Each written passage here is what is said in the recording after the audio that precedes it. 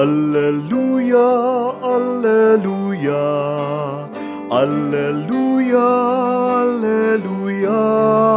Si Kristo'y muling nabuhay, resurrexit sicut dixit. Alleluia, alleluia, alleluia, alleluia. Si Kristo'y muling nabuhay, alleluia. Sa ngalan ng Ama, ng Anak at ng Espiritu Santo, Amen. sumainyo ang Panginoon. At sumainyo rin. Mga kapatid, mabuti at maganda na tayo ay nagdarasal at nananalangin. Pero mas mabuti at mas maganda kung tayo ay nananalangin at nagdarasal para sa iba. Dahil may kapangyarihan din, may himala din kapag ikaw ay nagdarasal para sa mga taong minamahal mo. Tandaan natin kung anong ating binibigay, yan din ang babalik sa atin. Sundan natin ang halimbawa ng ating Panginoon na pinagdasal tayo bago man siya umakyat sa langit. Kaya naman hanggang ngayon, nararanasan natin, nararamdaman natin ang kanyang grasya, ang kanyang pagpapala.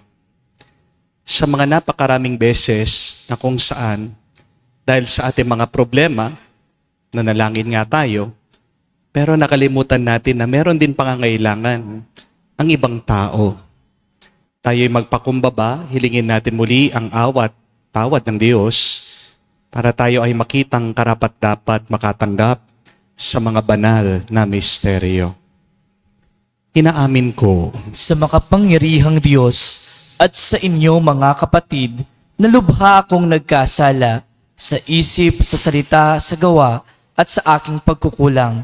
Kaya isinasamo ko sa mahal na Birheng Maria, sa lahat ng mga anghel at mga banal, at sa inyo mga kapatid, na ako'y panalangin sa Panginoong ating Diyos. kaawaan tayo na makapangyarihang Diyos, patawarin tayo sa ating mga kasalanan, at patnubayan tayo sa buhay na walang hanggan. Amen. Panginoon, kaawaan mo kami. Panginoon, kaawaan mo kami. Kristo, kaawaan mo kami. Kristo, kaawaan mo kami. Panginoon, kaawaan mo kami. Panginoon, kaawaan mo kami. Manalangin tayo. Ama naming makapangyarihan, ipagkaloob mo sa iyong sambayanan, tinitipon ng iyong Espiritong banal. Ang kaloob ikaw ay wagas na pagtapatan, at ang kapasyahang ikaw ay malayang paglingkuran. Sa pamagitan ni Jesucristo kasama ng Espiritu Santo, magpa sa walang hanggan. Amen.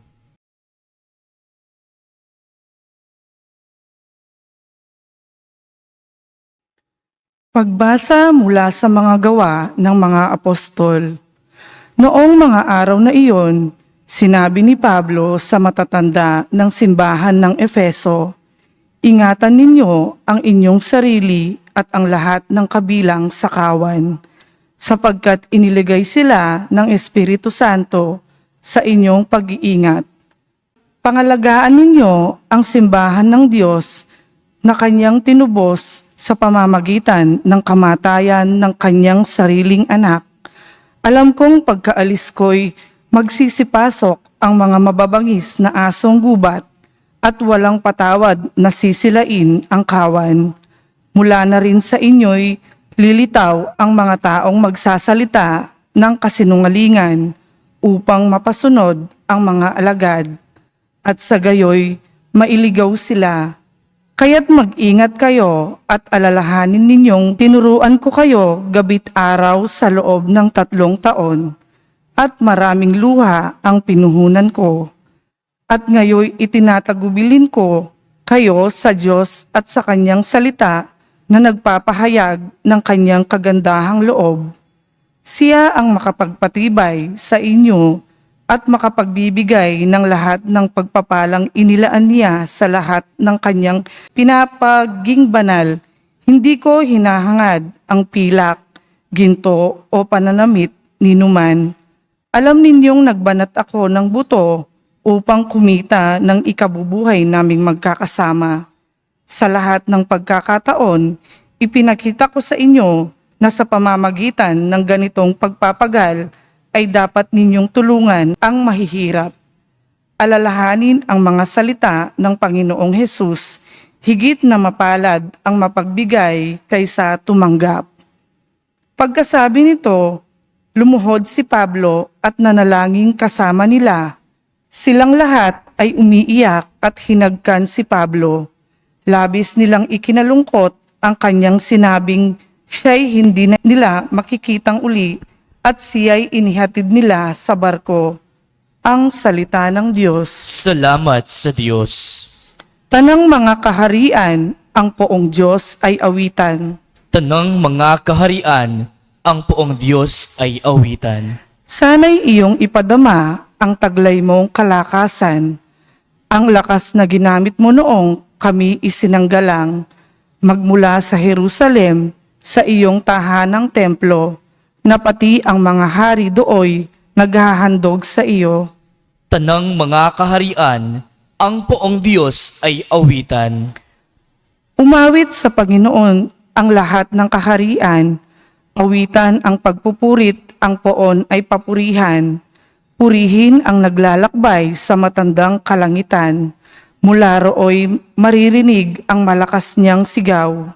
Tanang mga kaharian, ang poong Diyos ay awitan. Ipahayag ng balana ang taglay na kalakasan. Siya'y hari ng Israel, maghahari siyang tunay.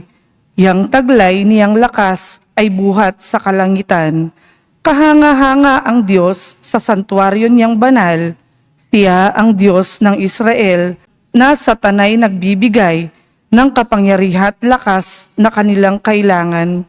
Tanang mga kaharian, ang poong Diyos ay awitan.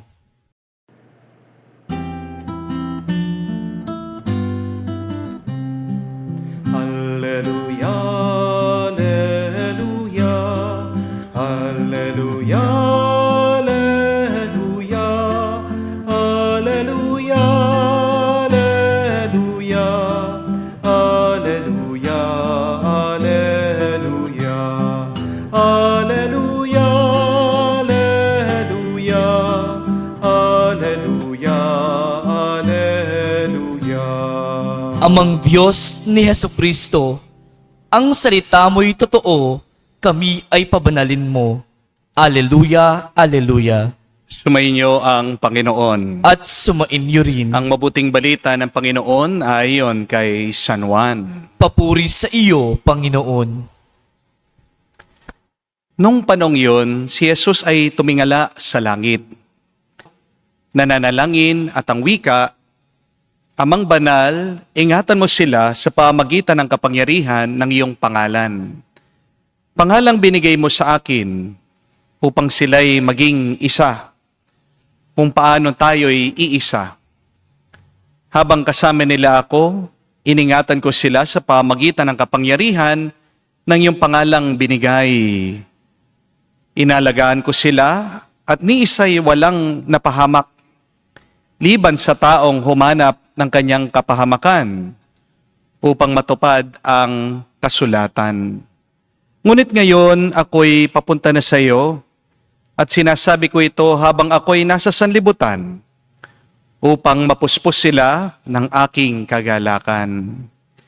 Naibigay ko na sa kanila ang iyong salita at kinapuotan sila ng sanlibutan sapagkat hindi na sila makasanlibutan. Tulad kong hindi makasanlibutan. Hindi ko dinadalangin alisin mo sila sa sanlibutan, kundi iligtas mo sila sa masama. Hindi sila makasanlibutan tulad kong hindi makasanlibutan. Tinalaga mo sila sa pamagitan ng katotohanan. Ang salita mo'y katotohanan. Kung paanong sinugo mo ako sa sanlibutan, gayon din naman, sinusugo ko sila sa sanlibutan.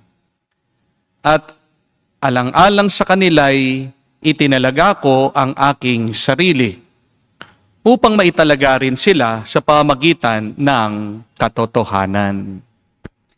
Mga kapatid, ang mabuting balita ng ating Panginoon. Pinupuri ka namin, Panginoong Hesukristo.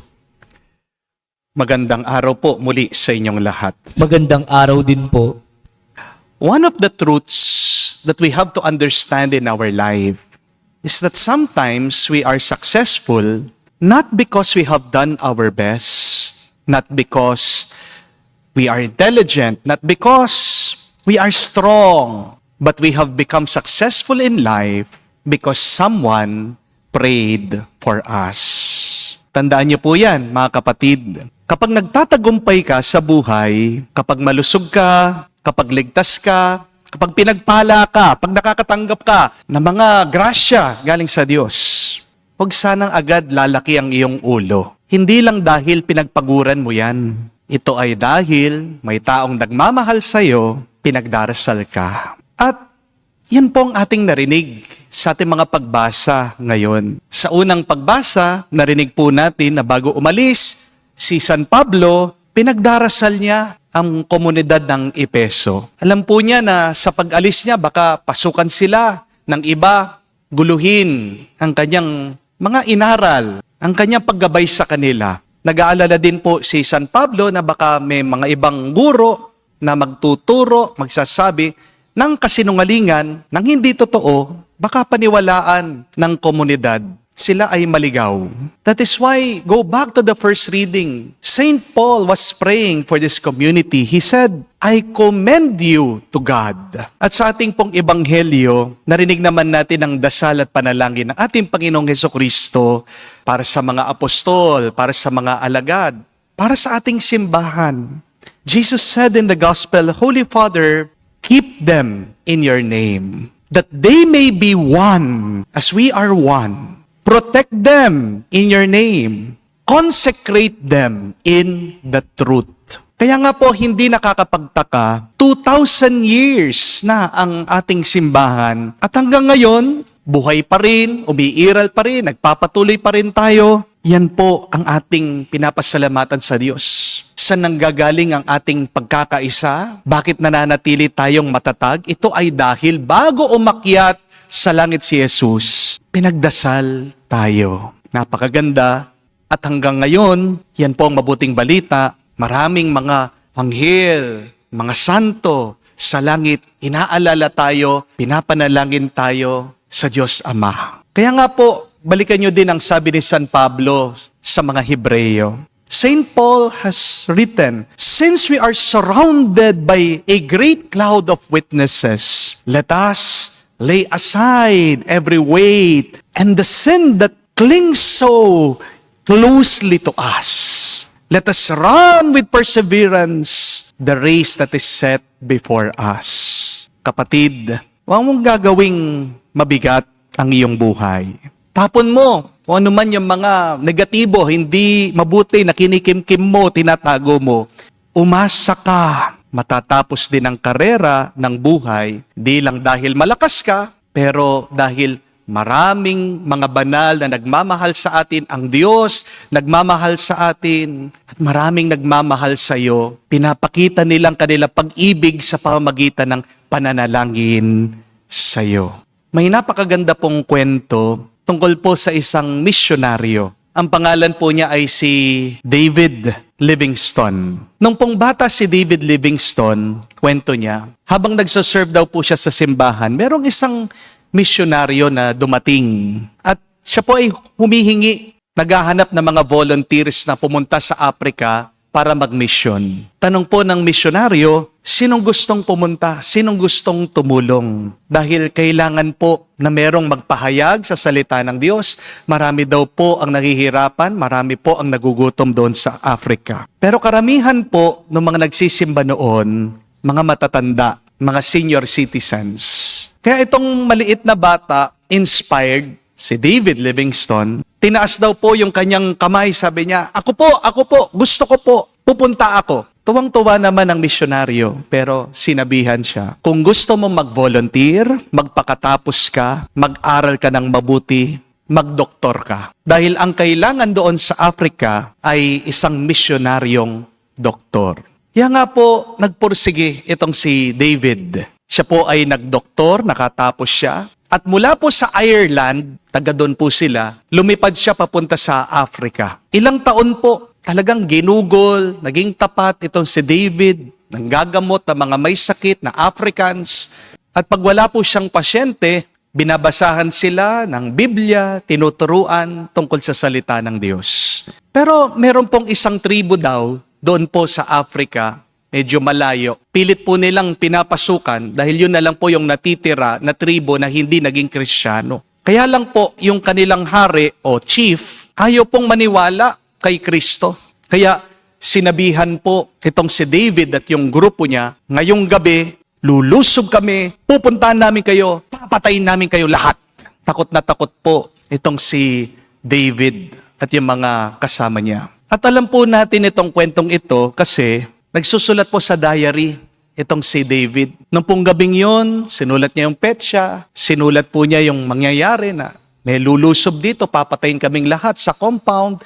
Nagdarasal siya, sabi niya, Panginoon, tulungan mo naman kami. Ikaw nagbigay sa amin ng mission ito. Huwag mo kaming hahayaan na mamatay. Pero ang nakakapagtaka, wala daw pong lumusob na tao o mga Africans, wala pong pumatay, walang nakapanakit sa kanila. Ilang taong pong lumipas, nakuha din po nila yung loob ng tribong yon. At nung nagpakonberte na po yung kanilang chief, yung hari, sumunod na po yung mga ibang katutubo. Nagkaroon po ng pagkakataon si David na kausapin yung hari. Sabi niya, natatandaan niyo po ba, mga ilang taon na yon? Sabi niyo, papatayin niyo kami. Sabi niyo, lulusob kayo doon sa compound namin. Bakit hindi kayo dumating? At sumagot daw po yung hari, sabi niya, dumating kami. Papatayin talaga namin kayo. Kaya lang, pagkatating namin doon sa compound, nabigla kami dahil merong mga 39 na mga higante na warriors, nakasandata, naghihintay, binabantayan ang inyong compound. Alam namin, hindi namin makalimutan yung gabing yon. Binilang namin silang lahat. 39 sila. Kaya naman umatras kami. Hindi po makalimutan ni David yon. Kaya naman po nung umuwi siya sa Ireland, pagdating po nila doon sa simbahan, kinwento niya yung nangyari. At pagkatapos po ng kanyang kwento, nilapitan po siya nung sekretaryo ng simbahan. Tinatanong, naalala mo ba kung ano yung petsa nung sinabi ng hari na sila'y lulusob? Naalala mo ba kung kailan yun na nakakita sila ng mga higante doon sa compound nyo? At dahil po may diary itong si David, binuksan po niya, sinabi niya yung petsa, ito pong sekretaryo, pumunta sa opisina, meron din po siyang libro, sinusulat, ilan yung mga nagsisimba, ilan po yung mga nananalangin, nung araw na yon. At alam niyo po ba kung ano natuklasan nila? Yung araw na yon na dapat lusubin sila, na dapat saktan sila, na dapat patayin sila, ilan yung mga tao na nandun sa loob ng simbahan sa Ireland na pinagdarasal sila David? 39 sila. Yung 39 na mga higante na nagbabantay sa kanila ay nandun sa Ireland dahil sa kanilang dasal, dahil sa kanilang panalangin. Wow! Nakakamangha po, no? Nakakabigla. Yan po ang milagro kapag wala kang tigil na pinagdarasal mo ang iba. Tandaan niyo po, may kapangyarihan. Hindi lang sa pagdarasal para sa iyong sarili, kung hindi makakaranas ka din ng kapangyarihan at lakas kapag ikaw ay nananalangin para sa iba. Kaya nga, mga kapatid, huwag kayong tumigil na magdasal. Pray, but not only pray for yourself, pray for someone else. Because you don't know, somebody is also praying for you. Ang pagdarasal na ginagawa mo para sa iba, babalik din at babalik din yan sa'yo. Believe that you are being blessed because someone else is also praying for you. Ang mabuting balita, kahit na hindi po natin alam, may nakakaisip sa atin, may nagmamahal sa atin, may tahimik na nananalangin at nagdarasal para sa atin. Kaya kapatid, huwag kang malungkot dahil hindi lang ang iba ang nagdarasal sa iyo, nauna na ang Diyos, pinagdasal ka niya. At nandyan ang mga banal, ang mga santo, walang sawang nananalangin para ikaw ay pagpalain. Hindi lang ngayon, kung hindi araw-araw at hanggang marating mo ang buhay na walang hanggan. Amen. Tumayo po tayo. Habang naghahanda tayo sa Pentecostes, nalalaman natin na kahit nabubuhay tayo sa mundo, hindi tayo nabibilang sa mundo. Tinatawagan tayo ng katotohanan ito upang manalangin para sa lahat ng tao, kaisa ni Kristo na hindi nagnanais na may maligaw ng landas. Ating sabihin, ipagdasal, Panginoon, dinggin mo kami. Panginoon, dinggin mo kami. Ang lahat ng Kristiyano naway sumampalataya sa pag-ibig ng Diyos at makatagpo ng pagkakaisa sa nag-iisang pastol, manalangin tayo sa Panginoon. Panginoon, dinggin mo kami. Ang mga naglilingkod sa bayan naway magiging saksi sa katotohanan ng kanilang pananampalataya, lalo na sa paggamit ng kanilang kapangyarihan at sa pagtupad ng kanilang mga pananagutan. Manalangin tayo sa Panginoon. Panginoon, dinggin mo kami. Ang mga Kristiyanong tapat sa pananampalataya naway magsikap na maging banal sa kanilang araw-araw na pamumuhay. Manalangin tayo sa Panginoon. Panginoon, dinggin mo kami. Sa katahimikan po ng ating puso, buksan natin at sabihin sa Diyos ang ating mga personal na pangangailangan. Butihing Ama, habang iniibig namin ang isa't isa, nabubuhay ka sa amin at nagiging ganap ang iyong pag-ibig na nasa amin. Tanggapin mo ang aming mga panalangin sa pamagitan ni Kristo na aming Panginoon. Amen.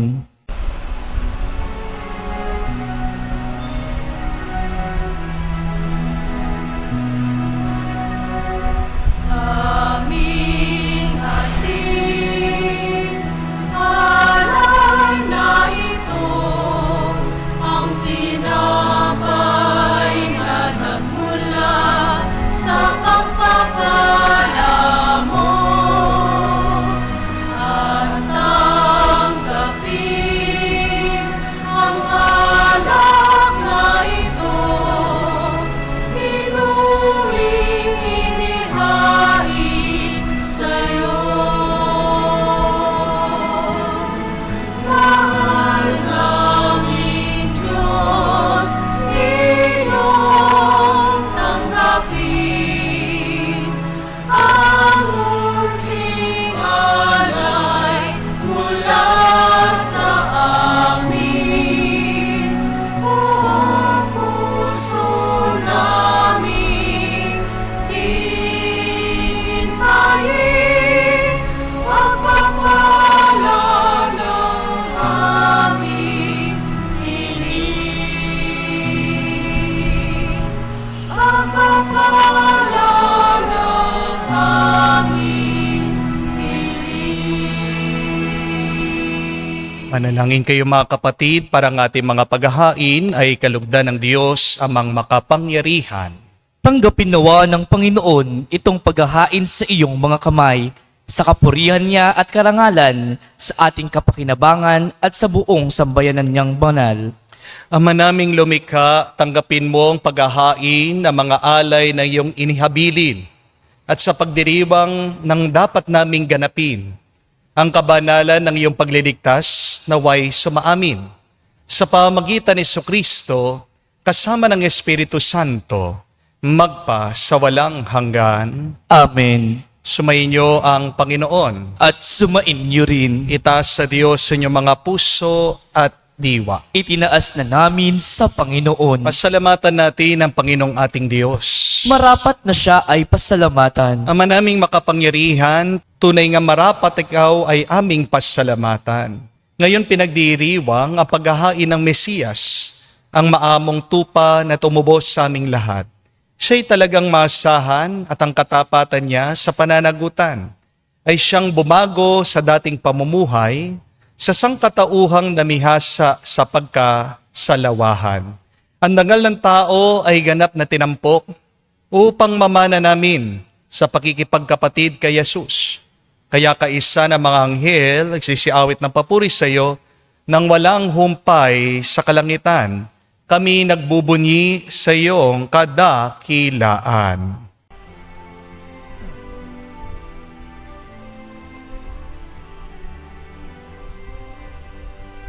Santo, Santo, Santo, Panginoong Diyos ng mga hukbo, napupuno ang langit at lupa ng kadakilaan mo. Hosana, Hosana, sa kaitaasan, pinagpala ang naparirito sa ngalan ng Panginoon. Hosana, Hosana, sa kaitaasan. Hosana, Hosana, sa kaitaasan. Ama naming banal, ikaw ang bukalan tanang kabanalan. Kaya't sa pamagitan ng iyong Espiritu, gawin mong banal ang mga kaloob na ito, upang para sa amin, maging katawan at dugo ng aming Panginoong Hesu Kristo. Bago niya pinagtiis ang kusang loob na maging handog, hinawakan niyang tinapay, pinasalamatan kanya. Pinaghati-hati niya iyon, inabot sa kanya malagad at sinabi, tanggapin ninyong lahat ito at kanin. Ito ang aking katawan na ihahandog para sa inyo.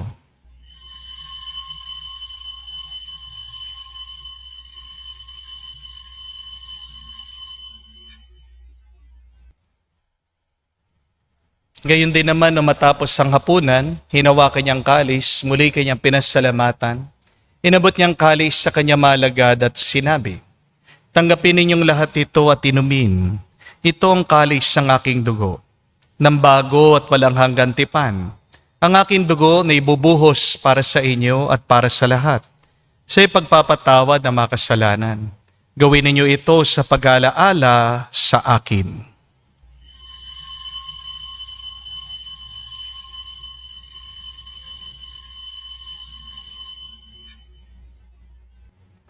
Ang misteryo ng pananampalataya.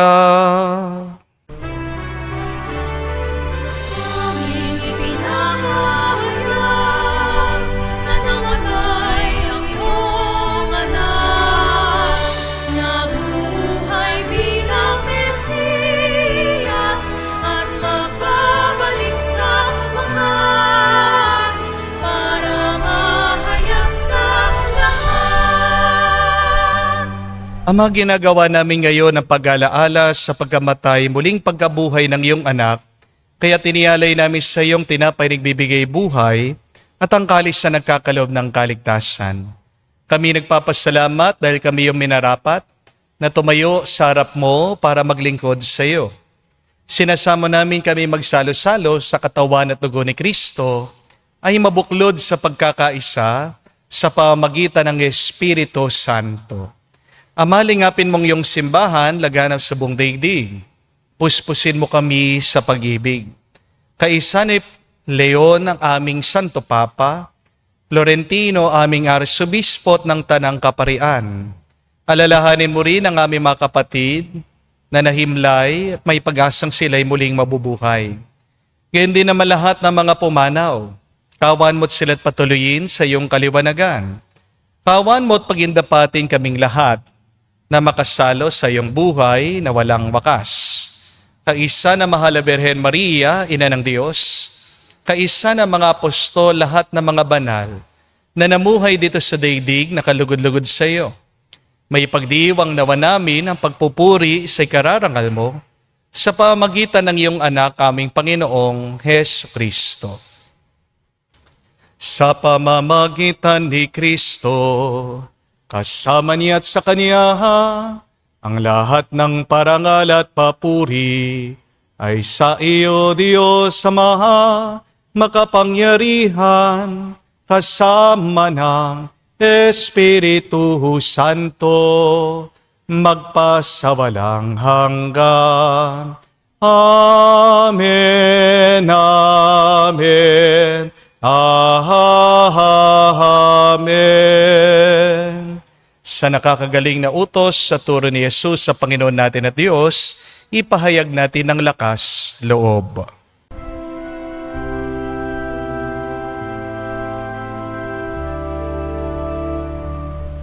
Ama namin, sumasalangit ka, sambahin ang ngalan mo, mapasa amin ang kaharian mo, sundin ang loob mo dito sa lupa para nang sa langit. Bigyan mo kami ngayon ng aming kakanin sa araw-araw at patawarin mo kami sa aming mga sala para ng pagpapatawad namin sa nagkakasala sa amin. At huwag mo kaming ipahintulot sa tukso, at iadya mo kami sa lahat ng masama. Hinihiling namin kami adya sa lahat na masama, pagkalooban ng kapayapaan araw-araw, ligtas sa kasalanan, ilayo sa lahat ng kapahamakan, samantalang aming pinanambikan ang dakilang araw ng pagpapahayag ng tagapagligtas naming si Hesu Kristo. Sapagkat iyo ang kaharian at ang kapangyarihan at ang kapurihan magpakailanman. Amen. Panginoong Hesu Kristo, sinabi mo sa mga apostol, kapayapaan ang iniwan ko sa inyo, ang aking kapayapaan ang binibigay ko sa inyo. Tunghayan mo ang aming pananampalataya, at huwag ang aming pagkakasala. Pagkalooban mo kami ng kapayapaan at pagkakaisa ayon sa iyong kalooban, kasama ng Espiritu Santo, magpa sa walang hanggan. Amen. Kapayapaan ng Panginoon ay laging sumainyo. At sumainyo rin. Magbigayan po tayo ng kapayapaan sa bawat isa. Peace with you po. Kapayapaan po sa inyong lahat.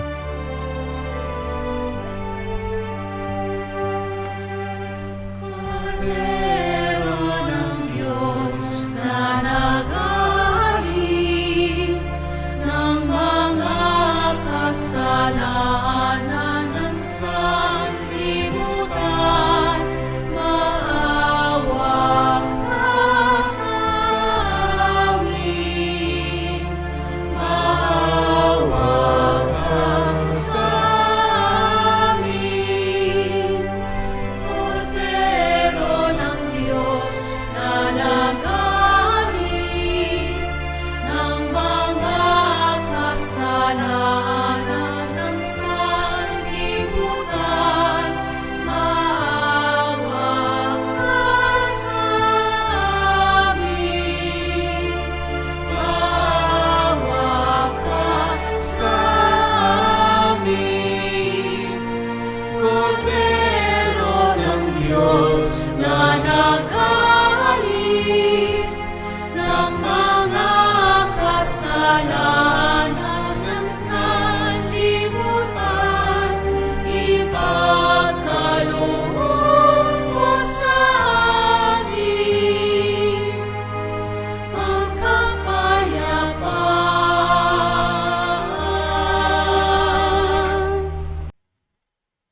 Mga kapatid, naririto ang ating Panginoong Heso Kristo, ang Kordero ng Diyos. Siya nag-aalis sa mga kasalanan ng sanlibutan. Mapalad tayong lumalapit sa piging ng Kordero. Panginoon, hindi ako karapat-dapat na magpatuloy sa iyo, ngunit sa isang salita mo lamang ay gagaling na ako.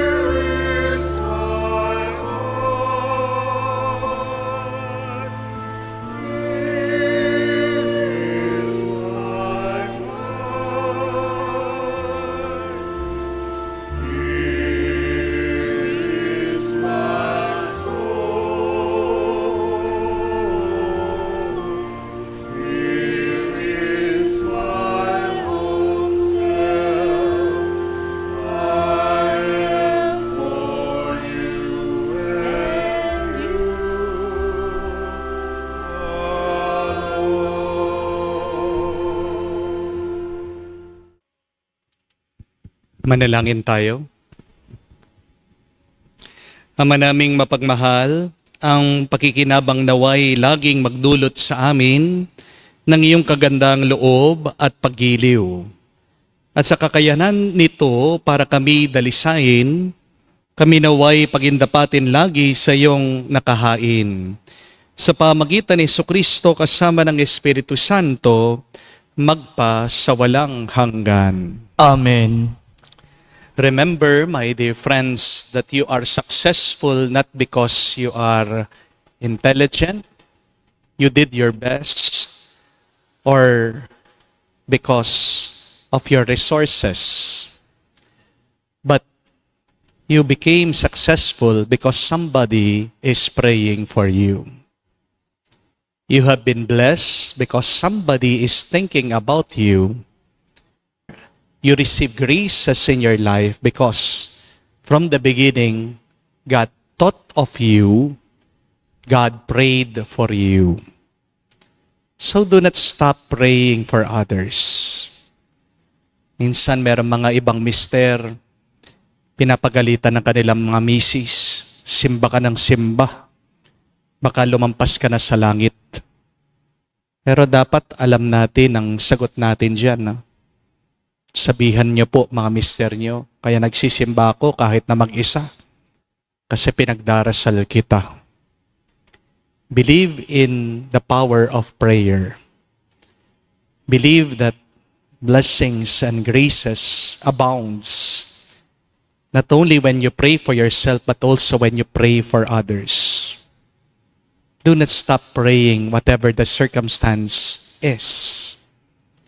And be consoled by the thought that you are praying not alone, that you are praying with the saints in heaven, that you are praying, you are united with Jesus who loves you. Sino yung mga kailangan ng iyong panalangin at dasal? Ibulong mo sa Diyos ngayon. At ano man ang ating binibigay, babalik at babalik din sa atin. Bless others through your prayers, and you will be blessed. Believe that silently, someone somewhere is also thinking about you, praying for you. Sumainyo ang Panginoon. At sumaiyo rin. At kayo'y basbasa ng Diyos, makapangyarihan sa lahat, sa ngalan ng Ama, ng Anak, ng Espiritu Santo. Amen. Ang ating misa ay natapos na. Umayo kayo sa kapayapaan ni Kristo. Salamat sa Diyos.